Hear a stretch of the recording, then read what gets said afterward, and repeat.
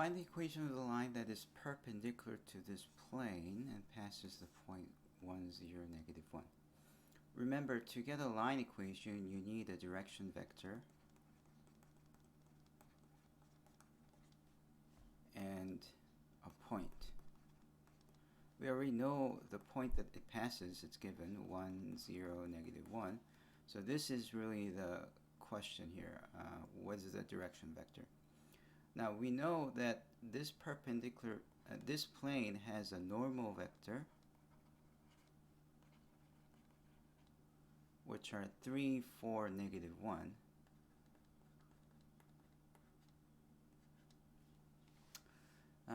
Now, another way to think about this is that the gradient of this function would be 3, 4, negative 1. And we know that gradients are perpendicular to level surfaces, and this is indeed equals to 4 is indeed a level surface, right?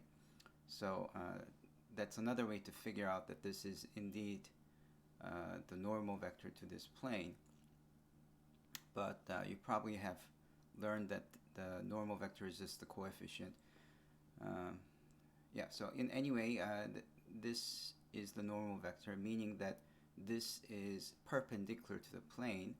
And because this vector is perpendicular, we know that we can use 3, 4, negative 1 as our direction vector.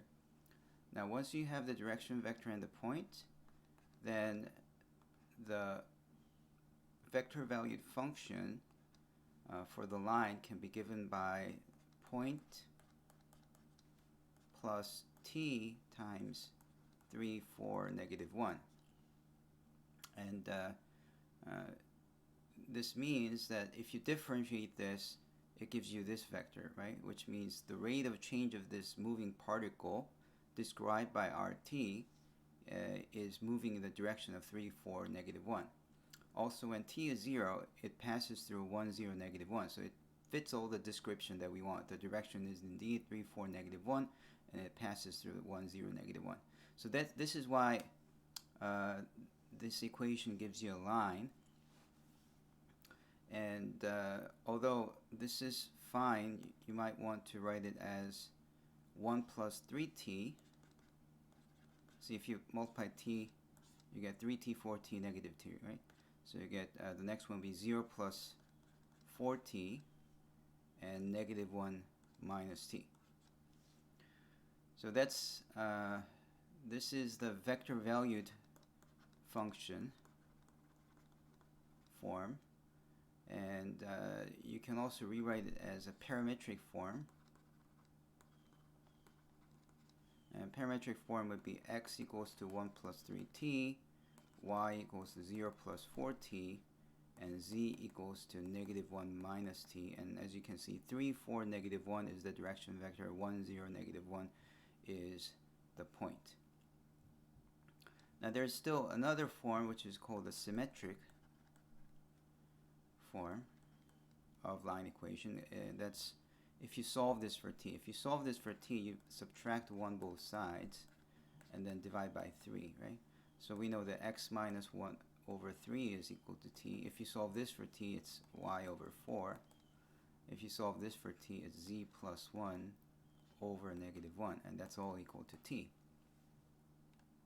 So this form without the t is called the symmetric form of the line equation. Okay, now here is the opposite question. You're given a symmetric form and you have to find it in parametric form. So what do? You set it equal to t and do the reverse process. You solve for x, you solve for y, you solve for z, right? So if you solve this for x minus 2 would be 3t, and x would be 2 plus 3t. And the same way, y would be negative 2 minus 2t, z would be 1 plus 4t, right? You multiply by 4 and then add 1, so that's this is what you get. So that's the parametric form. This is the answer to part A. Now, what is the direction vector of the line? Well, the direction of a moving particle is same as the velocity, so you differentiate this. differentiating x, y, z gives you 3, negative 2, 4, right? So the answer to this would be 3, negative 4, no, 3, negative 2, 4. Okay, and then this part wants you to figure out the intersection of this line with this plane. Okay, so think of a line that's here, and then there's some plane, and they meet at a point. How do you find it? Well, in essence, this is two equations, 1 and 2, right? So what you have is two equations from here, another equation from here. So you have a total of 3 equations with 3 unknowns. So it just means you want to solve the system. Solving system of 3 equations with 3 unknowns. It should be something that you have done in the past. But for the case when you have a line with the plane, there's an easier way, which is to use this parametric equation. It's all solved for x, y, and z, right? So you plug everything in here, and so part C would be 3 times 2 plus 3t minus 2 times negative 2 minus 2t plus 4 times 1 plus 4t equal to 43. And you solve this. So it's 6 plus 9t plus 4 plus 4t, 4 plus 16t, so it's 29t, and then 14 subtracted. Oh, that's 29. 29t is 29, so that gives you t equals to 1. Now if t is 1, that means x would be, since x is 2 plus 3t, x would be 5, y would be negative 2 minus 2t, so it's negative 4, and z would be 1 plus 4t, so it's 5. So we know that the point that this passes through is 5, negative 4, comma 5. So that's a point on this plane. Then the question is, show that 1, negative 10, 5 is a point on the plane. Well, that just means if you plug in these numbers,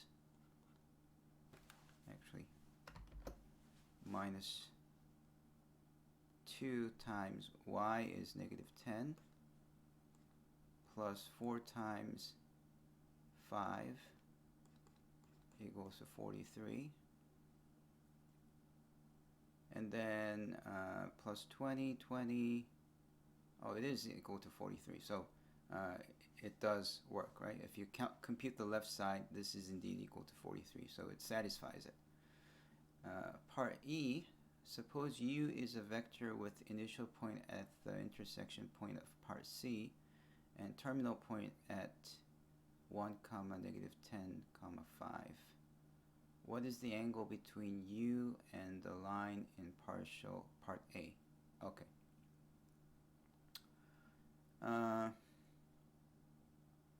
So let's see. Let's clean up some stuff before we do the calculation. This is 5, negative 4, 5. And U is a vector initial point at the intersection. This is my initial. And terminal point is this.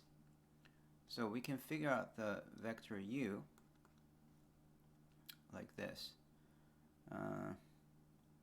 Vector U would be terminal minus initial. That's how you find the vector.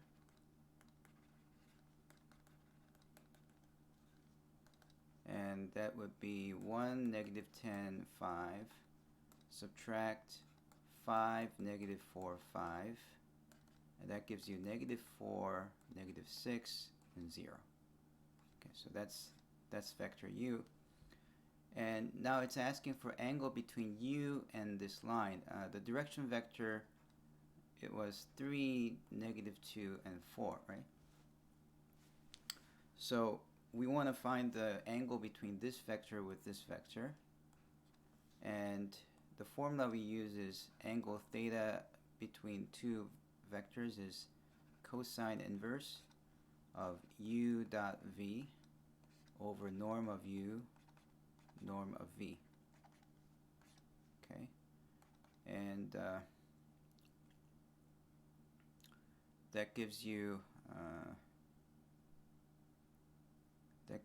u dot v. Okay, so it's -4, -6, 0,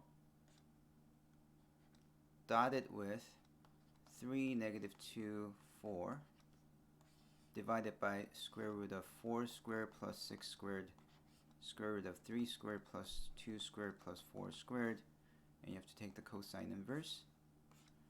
But amazingly, if you do this, you get -12 plus 12 plus 0 as the top, which just gives you 0. So you end up with cosine inverse of 0 regardless of the bottom. And what did we just get? We just found out that u dot v is 0, and therefore theta must be 90 degrees. Okay, so the answer to this is 90 degrees. Okay. Now, why did this happen? There was actually another way to figure out answer for E without having to do all this work. And the reason is, if you look at 3, -2, 4, that is exactly this normal vector, right? So here's what's happening. Here's the line vector, here's the line, and here's the plane. And because the direction is same as the normal vector, they are going to meet at 90 degrees. Now, if a line meets the plane at 90 degrees, that means no matter what kind of vector you draw on that plane, it will always be 90 degrees. So no wonder E would have the answer 90 degrees. So that was the point of this exercise. But in general, you define the angle between a line and its and a plane to be the smallest angle between the line and the plane, and that would be actually, you first measure the angle between the normal vector and the line and do 90 minus that angle. So that's how you measure the angle between a line and a plane.